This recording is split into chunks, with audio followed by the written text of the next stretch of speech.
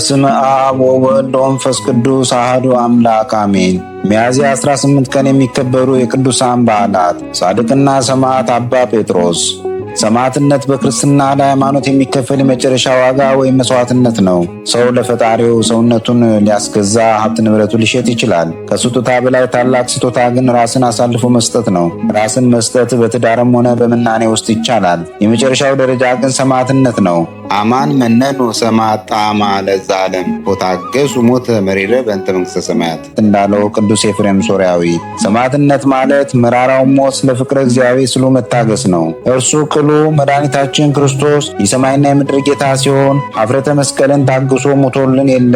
በዓለም ያሉ ብዙ እምነቶች ለመግደል በቀጥታም ሆነ በተዘዋዋሪ ያስተምራሉ። ክርስትና ግን መሞት እንጂ መግደል የሚመለከት ሕግ የለውም። እርሱ ባለቤቱ ጠላቶቻችሁን ውደዱ፣ የሚረግማችሁን መርቁ፣ ስለሚያሳድዷችሁ ጸልዩ ብሎናልና የማቴዎስ ወንጌል ምዕራፍ 5 ቁጥር 44። ነገር ግን ዕለት ዕለት ራሳችንን በሃይማኖትና በምግባር ካልኮተኮት ነው ክርስትና በአንድ ጀንበር ፍጹም የሚሆንበት እምነት አይደለምና በፈተና መውደቅ ይመጣል። በተለይ የዘመኑ ክርስቲያን ወጣቶች ልናስተውል ይገባናል። የቀደሙ ወጣት ሰማዕታት ዜና የሚነግረን እንድንጸና ነውና። ቅዱስ አባ ጴጥሮስም ከዘመነ ሰማዕታት ፍሬዎች አንዱ ነው። በዚያ የመከራ ዘመን 3ኛው መቶ ክፍለ ዘመን ግብፅና ሶሪያ በብዙ መከራ ውስጥ ሳሉ በርካታ ቅዱሳን ተሰውተዋል። በተለይ በግብፅ ደግሞ ብዙ ንጹሐን አበውና ቅዱሳት አንስት መከራውን ታግሰው ለክብር በቅተዋል። ከእነዚህ አንዱ የሆነው አባ ጴጥሮስ ገና ከልጅነቱ ጣዕመ ክርስትናን የተማረው ከአሳዳጊው ከአክስቱ ነበር። በፍጹም ልቡ የሚወደው ወንድምና ባልንጀራም ነበረው። ስሙ ደግሞ አባ ብሶይ ይሰኛል። ሁለቱም በበጎ ምግባር ተኮትኩተው ዓለምን ንቀው በረሃ ገብተው በጾም በጸሎት ተወስነው ብዙ ጊዜ ኖረዋል። በመከራው ዘመን ደግሞ ክርስቶስን ስላመለኩ ብቻ ተከሰው ታስረዋል። ተገርፈው ተደብድበዋል። ጭንቅ ስቃይን በትዕግስት አሳልፈዋል። በፍጻሜውም አባ ጴጥሮስ በዚች ቀን ተሰውቶ ለክብር አክሊል በቅቷል። ወዳጁና ወንድሙ ቅዱስ ብሶይም በክብር ገንዞ ቀብሮታል። አምላከ ሰማዕታት ከጸናች ገድላቸው ከበዛች ትዕግስታቸው ከፍጹም በረከታቸው ያሳትፈን።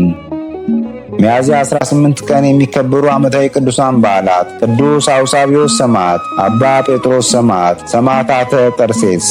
በዚሁ ቀን የሚከበሩ ወርኃዊ ቅዱሳን በዓላት፦ ቅዱስ ፊልጶስ ሐዋርያ፣ አቡነ ዮስጣቴዎስ ሰባኪ ሃይማኖት ረባን፣ አቡነ አኖሪዎስ ዘደብረ ጽጋጋ፣ ማር ያዕቆብ ግብፃዊ፣ ቅዱስ ያዕቆብ ሐዋርያ ከ72ቱ አርድእት፣ ቅዱስ ባኮስ ሐዋርያ ኢትዮጵያዊ፣ ቅድስት ጸበለ ማርያም ዘጎንደር።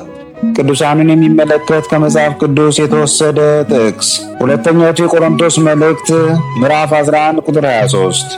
በድካም አብዝቼ በመገረፍ አብዝቼ በመታሰር አትርፌ በመሞት ብዙ ጊዜ ሆኑ። በድካምና በጥረት ብዙ ጊዜም እንቅልፍ በማጣት በራብና በጥም ብዙ ጊዜም በመጦም በብርድና በራቁትነት ነበሩ። የቀረውን ነገር ሳልቆጥር ዕለት ዕለት የሚከብደኝ የአብያተ ክርስቲያናት ሁሉ ሐሳብ ነው። ወስብሐት ለእግዚአብሔር ልዑል ወለወላዲቱ ድንግል ወለመስቀሉ ክቡር ዕፀ ሳህል አሜን።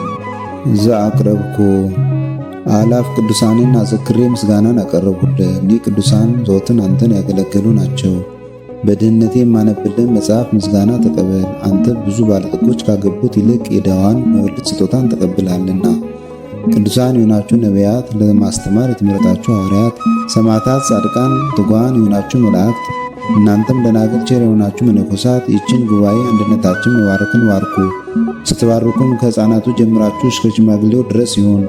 በብራና በወረቀት የጻፈውን ሊያስደርስ በገንዘብ ዋሽቶ ያጻፈውን አምኖ ያነበበውን ወደ ሌላ ልሳንም የተረጎመውንም በዝነ ልቦና አምኖ የሰማውን ከጠብ ከክርክር ከመከራ ከችግር በምትሰውር በእናቱ በማርያም ጸሎት ኢየሱስ ክርስቶስ ሁላችን አንድ ላይ ይማረን፣ ቅዱስ መንፈሱንም ይላክልን ከዛሬ ጀምሮ ለዘላለሙ ዳግመኛ እስኪመጣ ድረስ አሜን።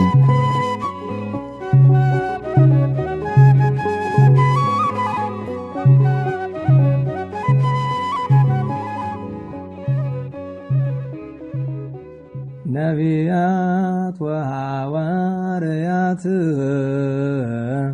ጻድቃን ወሰማዕት ደናግል ወመነኮሳት አይሩግ ወሕፃናት ገዳማውያን ወሊቃውንት ሰአሉ ለነ ኮልክሙ ቅድመ መንበሩ ለጸባኦት